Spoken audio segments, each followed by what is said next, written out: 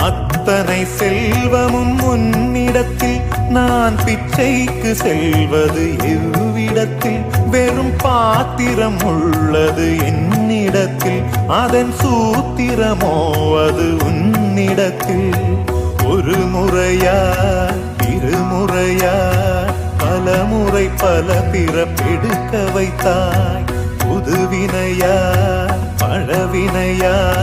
கணம் கணம் தினம் என்னை துடிக்க வைத்தாய் பொருளுக்கு அலைந்திடும் பொருளற்ற வாழ்க்கையும் துரத்துதே உன் அருள் அருள் அருள் என்று அலைகின்ற மனம் இன்று பிதற்றுதே